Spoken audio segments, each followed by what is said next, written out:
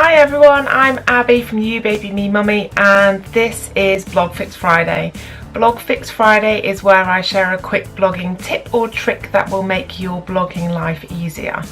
Now today I've been asked, a few people have asked me to go through how I deal with email. I think email can be such an exciting thing, can't it, in our line of work as a blogger, and it can bring so many opportunities with it, but it can also be such a huge drain on our time. It can be stressful.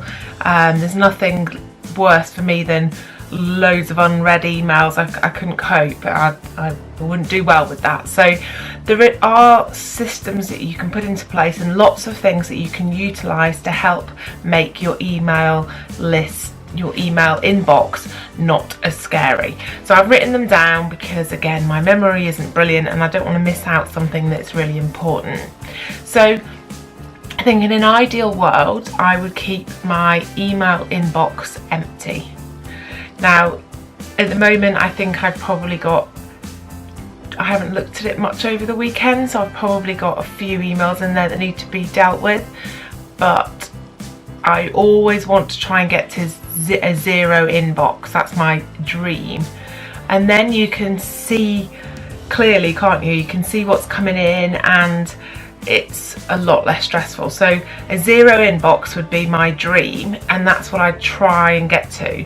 And I do it in certain ways. But I think if you're coming to this video and you're thinking, I've got thousands of emails that I haven't responded to, then I think that will be like a huge thing around your neck. So I would go back to maybe a month or 2 months and I would delete everything before that point if it's in your inbox, because to be honest, if somebody's emailed you and you haven't got back to them within 8 weeks, they'll have either emailed you again or it's not going to be relevant anymore.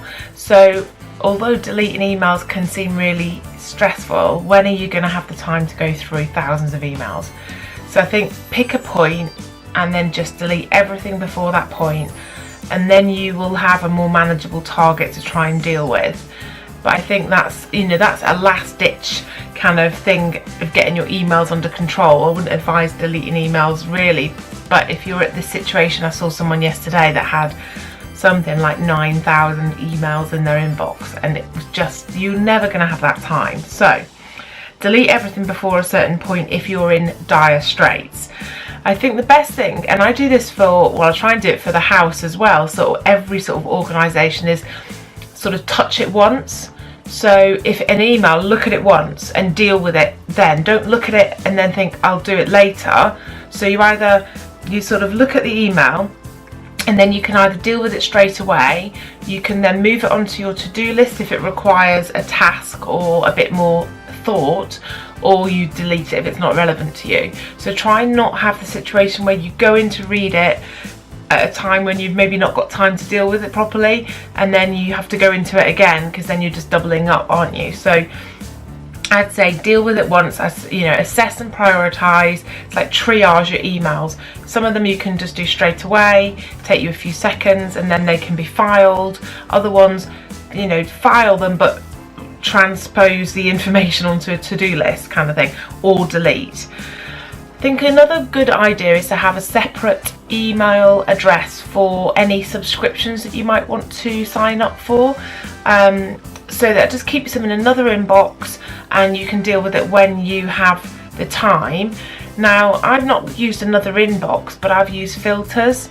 So I sign up to a lot of blogging tips and other bloggers kind of email lists. So I have a filter that if I add certain people to it, so when I sign up for one, the first time they send me an email, I attach their profile to this filter. So then I've got a separate blogging subscriptions folder in my inbox, and they automatically go into there. So they come out of my inbox straight away, they don't even hit my inbox, and they go straight into that folder. So then when I have time, I can go into the folder and they're still shown as unread, but they don't go in my main unread like inbox. So I can still see the ones I need to read or whatever, but it just means they never hit my inbox. and then some slip through the net and you just add them in and get rid of them. So I would say that you can do also that for if you get payments through PayPal.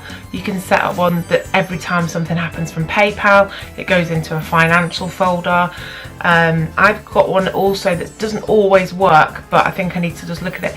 But every time I have a submission for the Brit Mums Newbies, that sends out an automatic response that says thank you for your submission and explains when the post goes live, and puts it in a file so that when I need to look at that for writing the post, I can just go in and they're all there.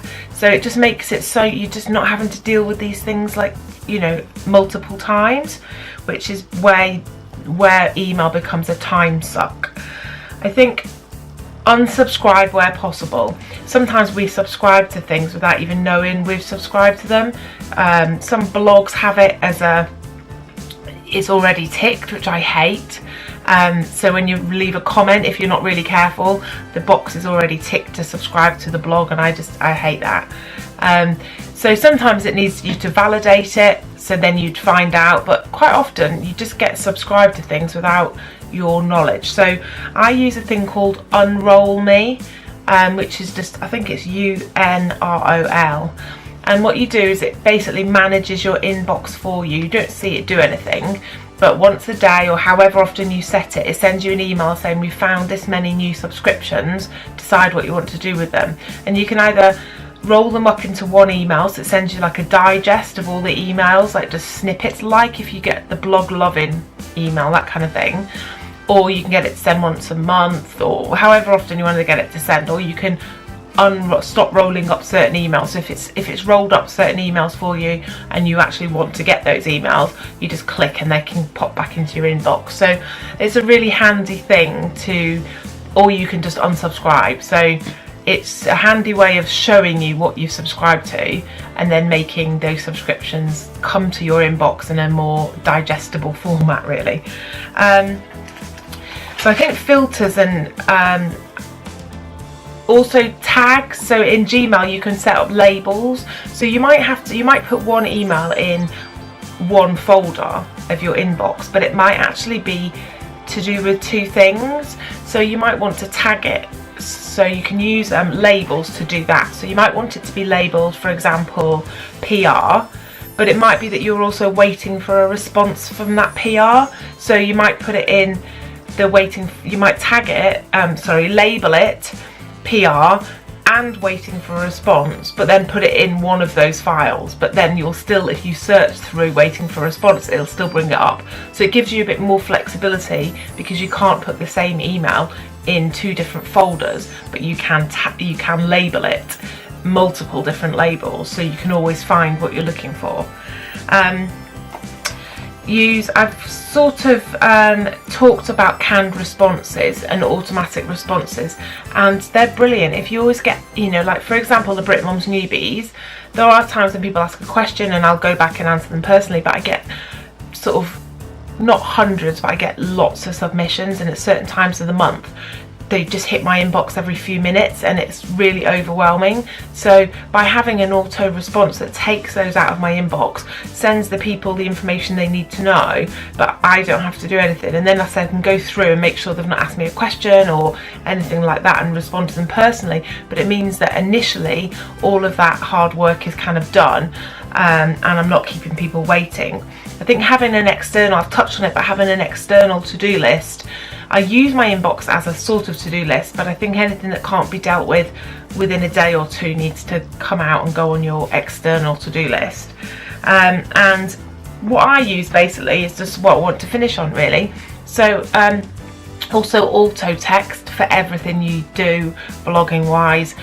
Have auto text as well, so that if you're responding to, if you haven't got a template set up but you're responding to something that you always say, so you always say your address when people want to send you stuff, just have, I've got the first two numbers of my house and the first letter of my street, so I type that in and it just comes out with our address. So that makes things really quick, so you can do that for everything, and that's just auto text.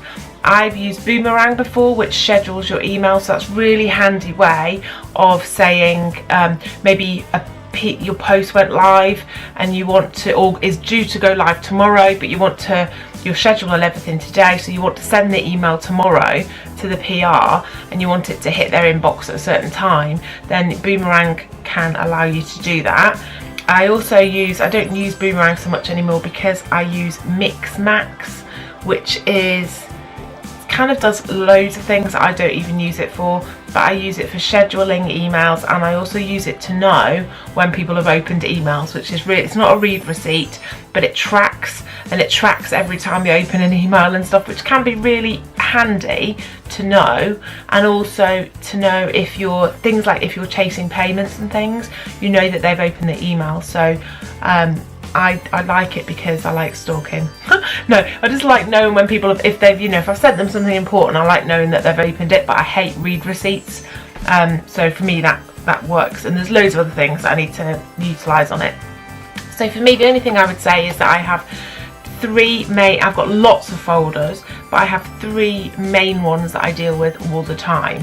And maybe 4 if you include financial, because I do a lot in that. So PR, every time I have a PR email and it's dealt with, it gets filed into PR, so that I can then go through that and keep the leads warm by emailing them every now and again.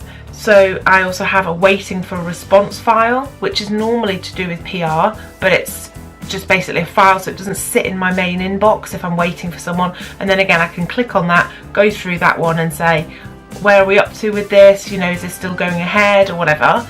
And then I've also got a waiting for product, so if someone's sending me something for a review, as soon as I agree it, I put it in that file, and then again I can go through that and chase that, but it's not sitting in my main inbox. So they are my tips for managing your inbox. The only other thing I would say is to give yourself certain times of the day that you go, because you can just get sucked into your email, can't you? So I'd give yourself certain times of the day that you check it, rather than have it open all the time like I do, because I'm bad. But then you're managing the time, so give yourself a certain amount of time, 2 half-hour slots if you get lots of email, or whatever suits you, but maybe lunchtime and evening, so that or morning, and whatever suits you, but just 2 slots or that you can use to manage your inbox, so you're not dipping in and out all day, because that's not very productive. So that's been Blog Fix Friday. If you've got anything you'd like me to cover on Blog Fix Friday, please let me know. I'm always happy to answer reader/viewer queries, and I'll catch you next week. Bye.